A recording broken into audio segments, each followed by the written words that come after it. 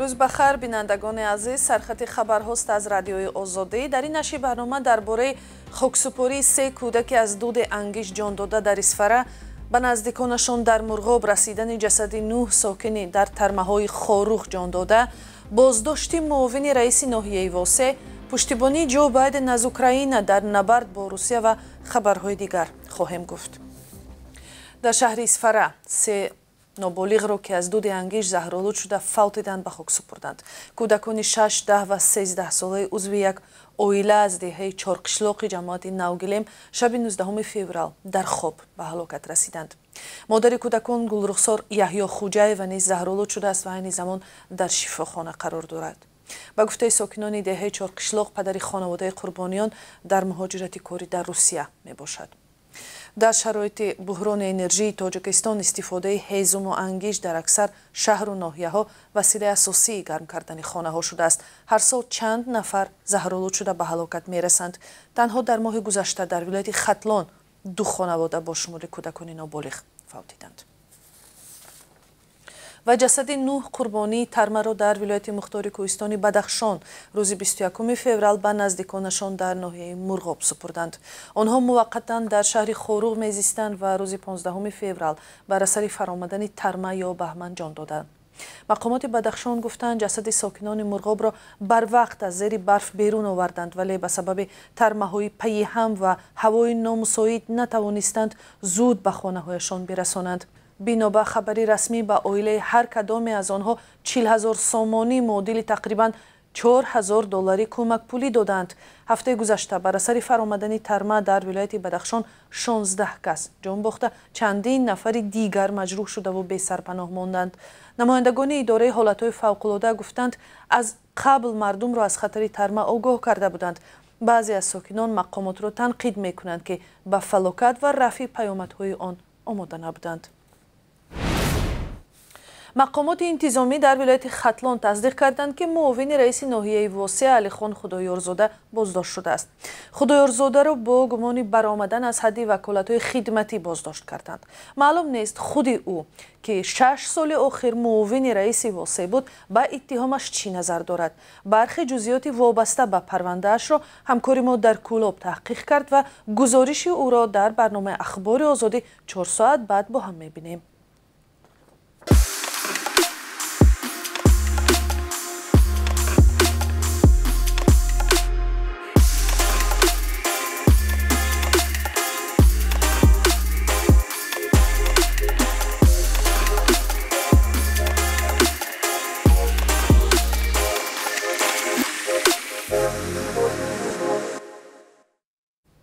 جو بایدن رئیس جمهوری آمریکا در ورشاو پایتخت لهستان باری دیگر پشتیبانی ثابت کشورش را از اوکراین در نبرد با روسیه بیان کرد.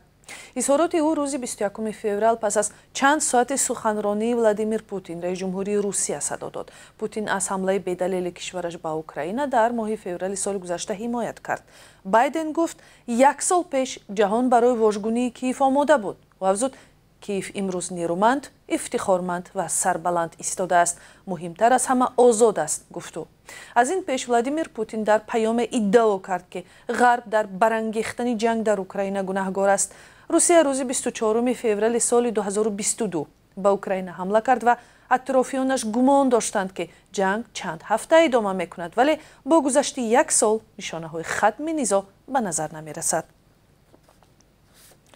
قرار است امروز مجمع کل سازمان ملل طرح یک قطعنامه را بررسی کند که در آن به صلح پایدار و عادلانه در اوکراین دعوت شده است.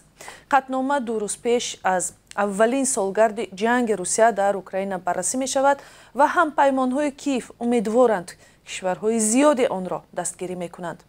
طرح قطعنامه که تقریبا 60 کشور در تهیه آن شرکت کردند در پسی درهای بسته بررسی می شود و معلوم نیست تا روز 23 فوریه قبول خواهد شد یا نه.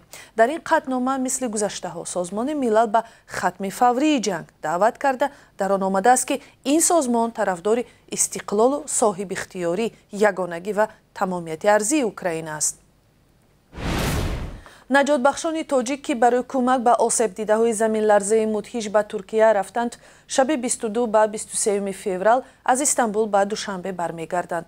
мақомот мегӯянд ҳайати 50-нафарии наҷотбахшон дар 2 ҳафта тавонистанд 3 нафарро наҷот диҳанд ва ҷасади 200 нафарро ҳам аз зери овор берун кашида ба азизонашон супоранд.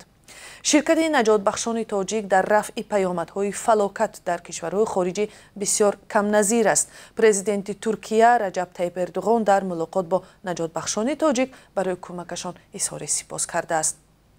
ва ҳоло таваҷҷӯҳ кунед ба қурби асъор барои имрӯз 22 феврал. Бонки миллии Тоҷикистон қурби 1000 рубли русиро 144 сомонию 50 дирам, 1 доллари амрикоиро 10 сомонию 78 дирам ва 1 евроро 11 сомонию 49 дирам муқаррар кардааст.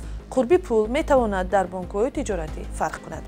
ин буд сархати чанд хабари ин соат. 4 соат баъд дар барнома ахбори озодӣ вомехӯрем.